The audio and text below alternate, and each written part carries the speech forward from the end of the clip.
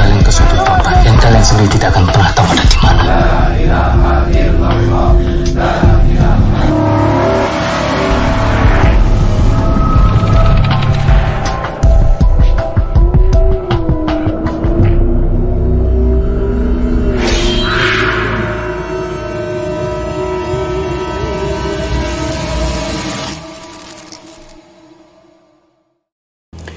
Kaum muslimin rahimakumullah, Allah subhanahu wa ta'ala telah menciptakan neraka sebagai balasan bagi siapa saja, ya, baik itu dari golongan jin maupun dari golongan manusia yang kufur atau tidak taat kepada Allah dan Rasulnya. Bahkan neraka itu adalah merupakan terminal siksaan bagi manusia yang belum pernah terlihat oleh mata, belum pernah terdengar oleh telinga, belum pernah terdetik oleh hati.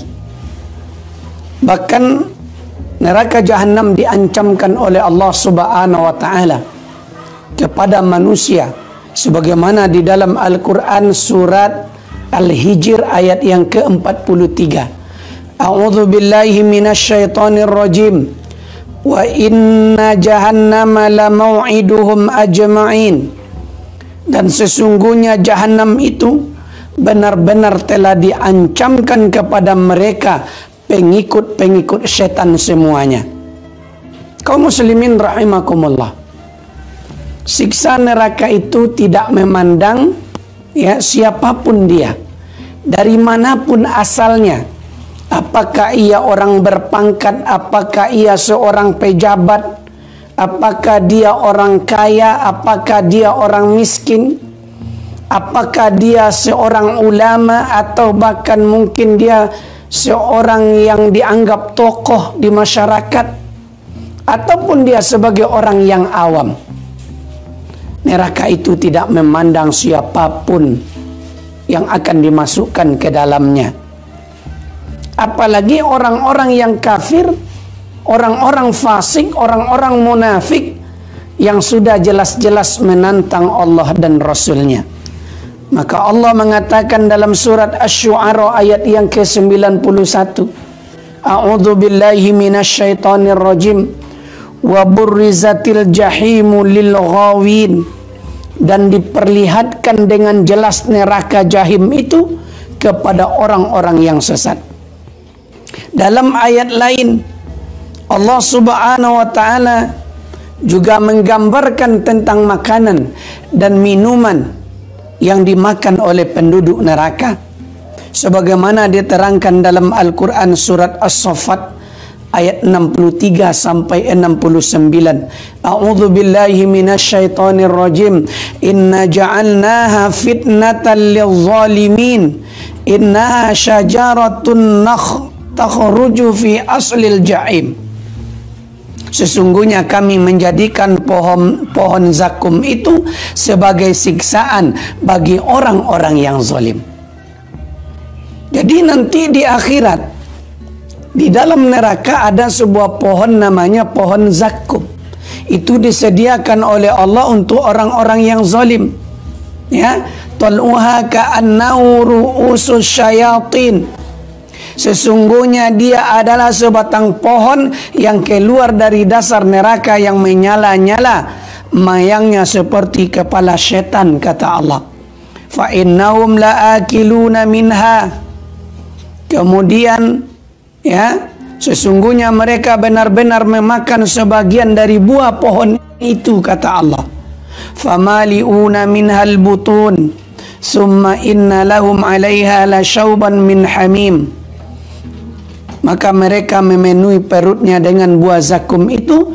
Kemudian sesudah makan buah pohon zakum itu, pasti mereka mendapat minuman ya, yang bercampur ya, dengan air yang sangat panas. Summa inna marji'ahum la ilal jahimi innahum alfau aba'ahum dallin. Maka sesungguhnya mereka, kata Allah ya, karena sesungguhnya mereka mendapati bapak-bapak mereka dalam keadaan sesat. Itulah bentuk hukuman yang akan dialami nanti oleh orang-orang yang membangkang kepada Allah dan Rasulnya. Ma'asyiral muslimin rahimakumullah. Maka oleh karena itu ada beberapa sebab kenapa seseorang itu dicampakkan ke dalam neraka jahanam. Penyebab pertama adalah yaitu kesyirikan.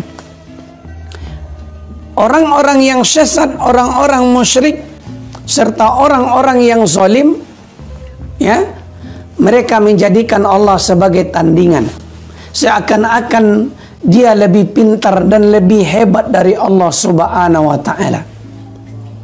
Kesyirikan sudah banyak kita dengar disampaikan oleh para ulama kita, oleh para dai kita, oleh para ustadz kita.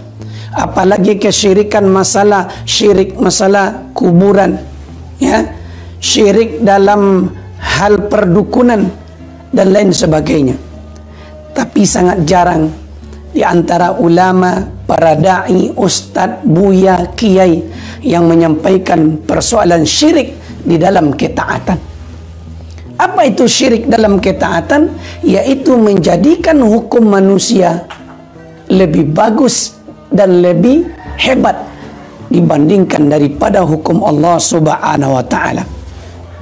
Sehingga hari ini banyaklah manusia mentaati hukum buatan manusia itu dengan mencampakkan hukum Allah Subhanahu wa taala. Ya, mereka suka melakukan kemaksiatan dan kemungkaran. Ya, karena tidak ada hukum yang mengaturnya.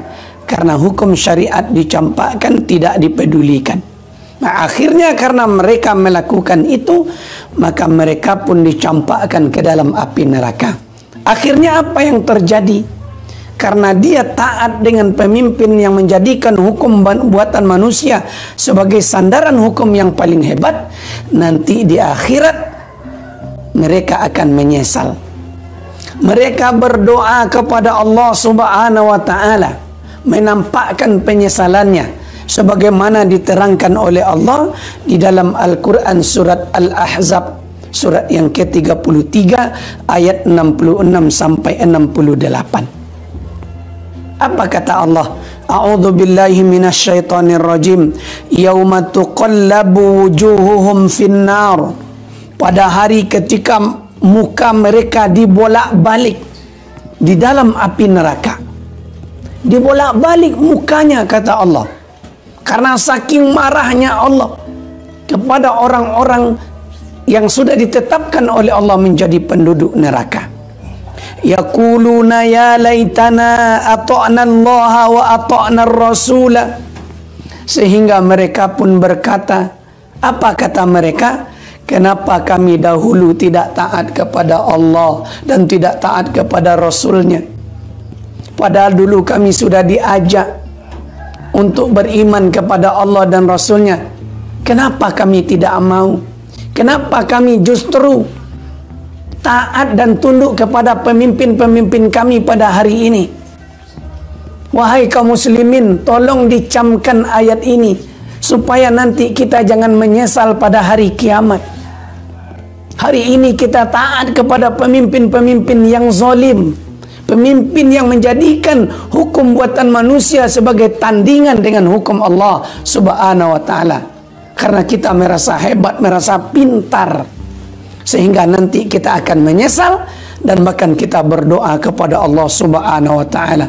Kenapa dulu kami tidak taat kepada Allah, tidak taat kepada Rasul? Padahal sudah banyak ulama yang mengajak, memanggil untuk taat kepada Allah dan Rasulnya, untuk menjalankan syariatnya, tetapi kami tidak mau ketika itu. Ya, lalu wa qalu rabbana inna ata'na sadatana wa kubara'ana fa'adalluna sabila. Dan mereka berkata, ya Rabb kami, sesungguhnya kami telah mentaati pemimpin-pemimpin kami, pembesar-pembesar kami, lalu mereka menyesatkan kami dari jalan yang benar, ya Allah. Rabbana atihim di'faini, ya Rabb kami, timpakanlah azab kepada mereka, ya Allah, di'faini, 2 kali lipat dari kami ya Allah. Ya, Rabbana atihim di'faini minal azab wal'anhum la'nan kabira.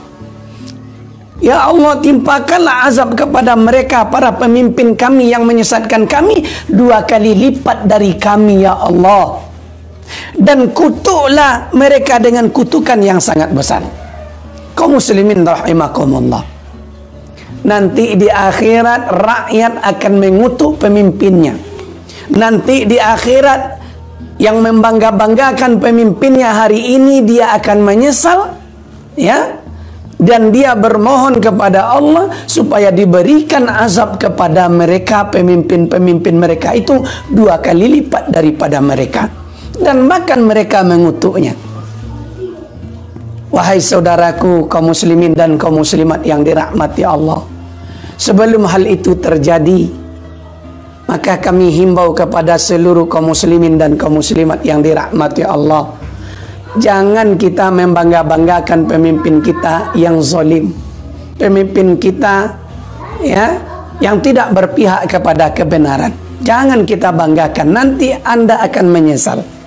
Ya, kalau hari ini Anda banggakan, bahkan Anda bela, Anda katakan dia ulil amri Anda, maka nanti Anda akan menyesal.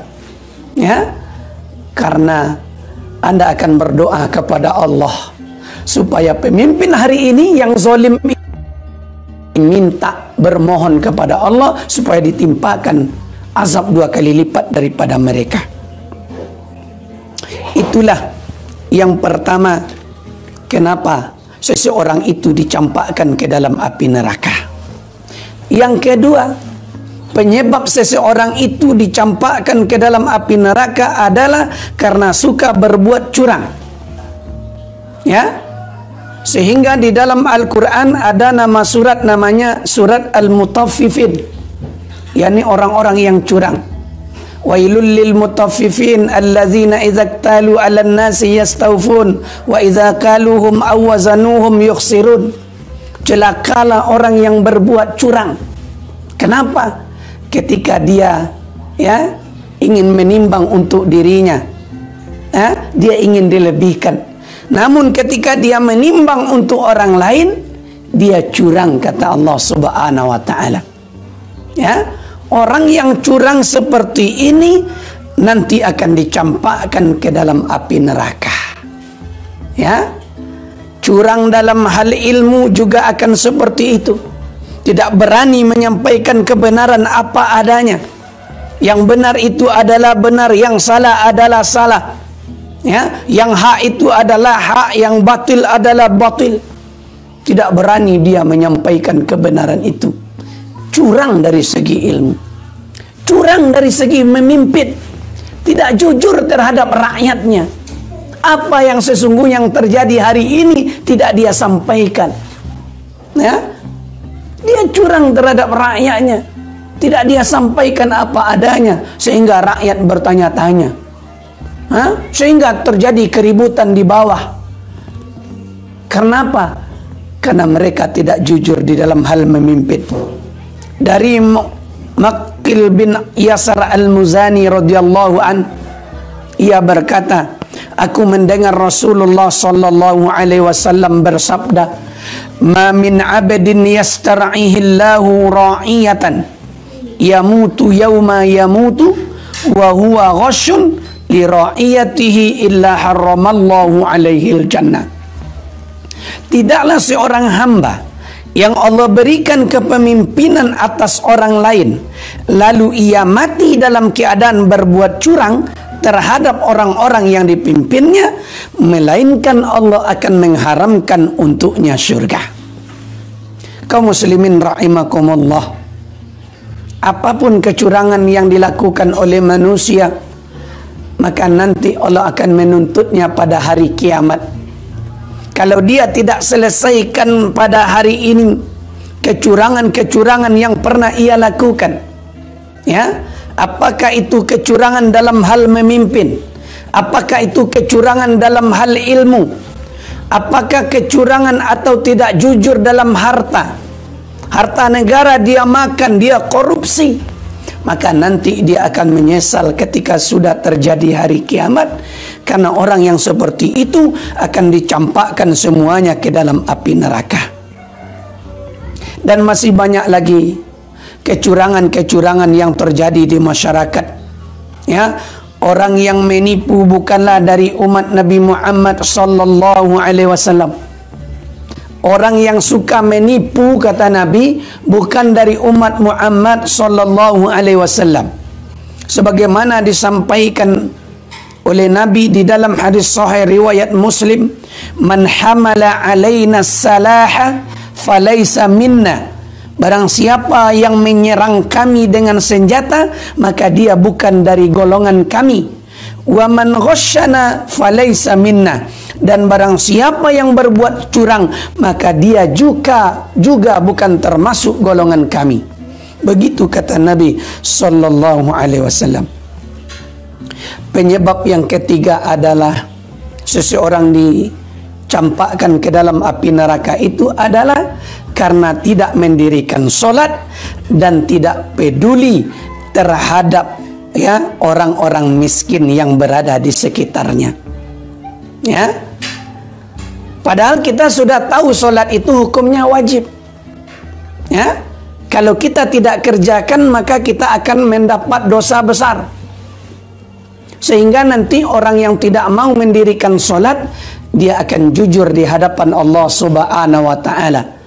Ya, ketika ditanya, "Masalakakum fi saqar?" Apa yang menyebabkan kalian masuk ke dalam neraka Saqar? Qalu, mereka menjawab, "Lam naku minal musallin." Kami dahulu ketika hidup di dunia tidak mendirikan solat. Orang yang tidak mendirikan solat, ya, hukumnya dua saja. Satu kafir, dua fasik. Kapan dia dikatakan kafir? Ketika dia menolak tentang wajibnya hukum solat. Para ulama telah sepakat, kaum muslimin telah sepakat bahwa solat itu hukumnya adalah wajib, tetapi dia mengatakan bahwa solat itu tidaklah wajib, maka kafirlah ia ketika itu. Al-ahda bainana wa bainahum tarkas solah. Perbedaan kita dengan kekafiran, kesyirikan adalah mendirikan solat. Faman tarakaha, siapa yang sengaja meninggalkannya, faqad kafara, maka sungguh dia telah kafir, kata Nabi. Kedua, fasik. Kapan orang itu dikatakan fasik? Ketika dia tidak menolak tentang wajibnya hukum solat, tetapi dia malas mengerjakannya. Maka inilah yang paling banyak yang ada pada umat Islam. Ya, kenapa tidak salat, Pak?